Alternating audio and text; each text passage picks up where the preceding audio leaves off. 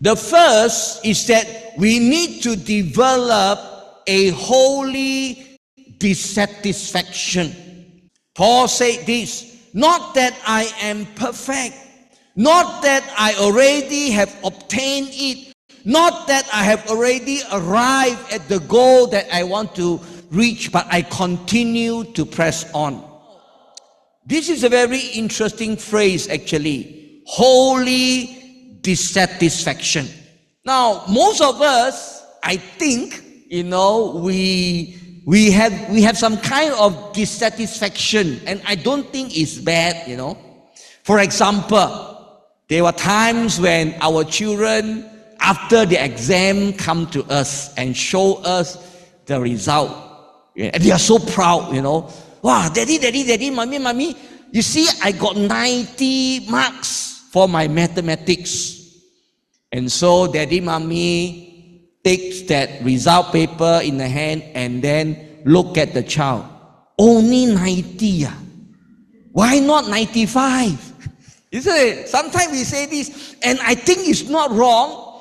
I think inside our heart, we are just telling them, don't just settle there lah.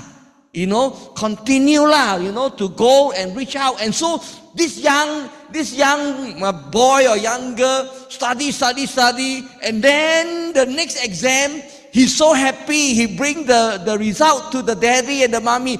Daddy, mommy, I got 95. And then daddy, mommy say, 95 only. Why not 99? Why not 100? So behind this kind of conversation, we see some kind of dissatisfaction, isn't it? And it's not just at that kind of level, I move around some churches and I have this particular friend. Every time I see him, I will reach out my hand, I shake his hand and I say, how are you, brother? And his reply almost the same all the time, could be better. Could be better. Yeah. It's not good.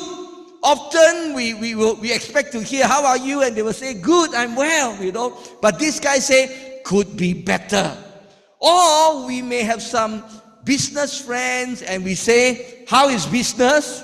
And he say, not bad lah, but could be better.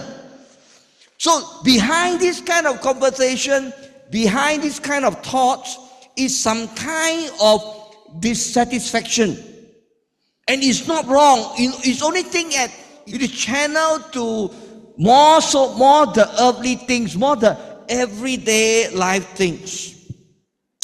So even as we continue with our Christian life, we must, I believe, as Christians, always maintain or always develop, always hold on to that kind of holy dissatisfaction. Sometimes we say it's time to take a back seat, let the younger ones serve, which is good.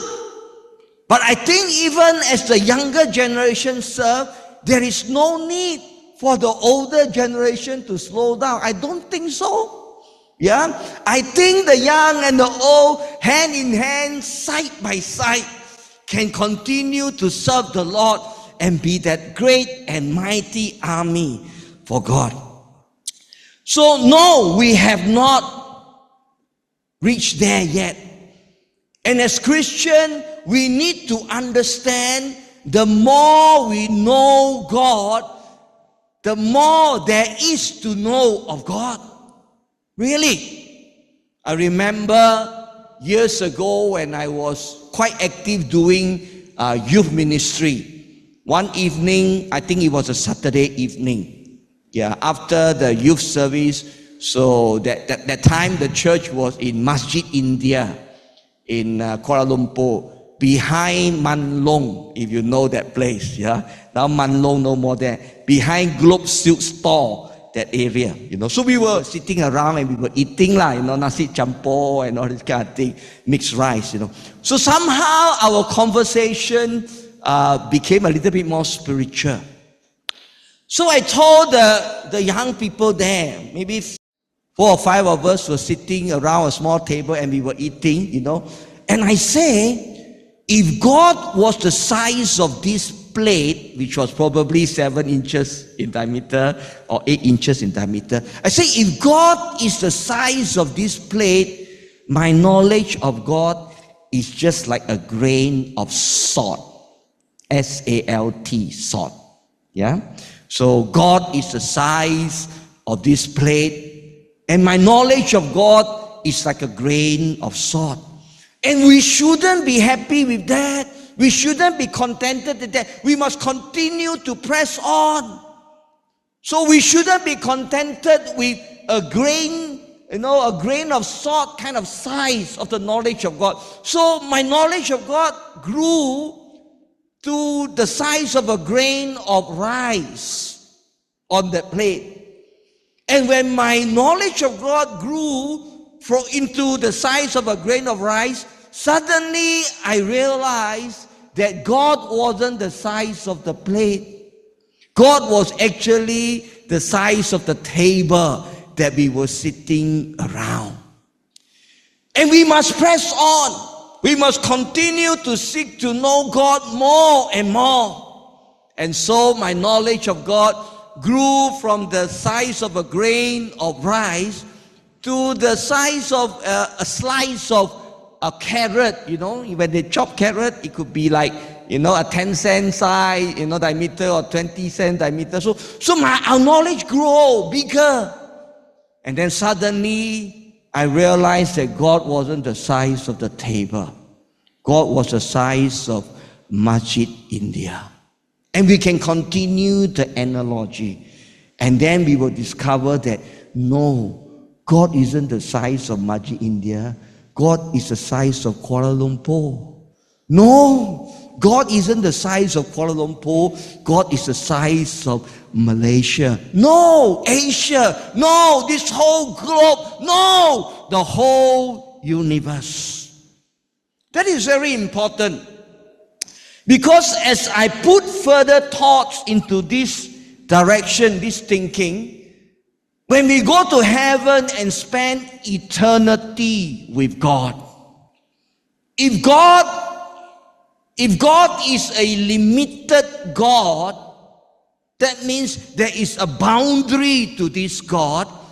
And if we were to spend eternity with God, there will reach a time in that eternity of time, there will reach a time where I can say, I have fully known God. Isn't it?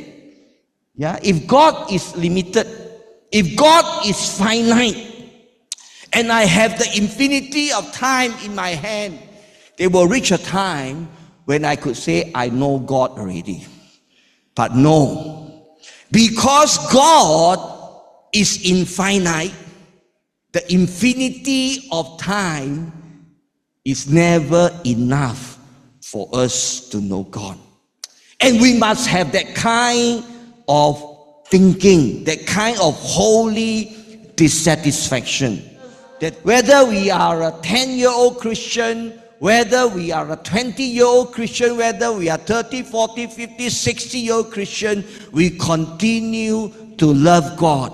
We continue to press on. We continue to pursue that knowledge of God. So with this holy dissatisfaction, we should then maintain a passionate pursuit after God.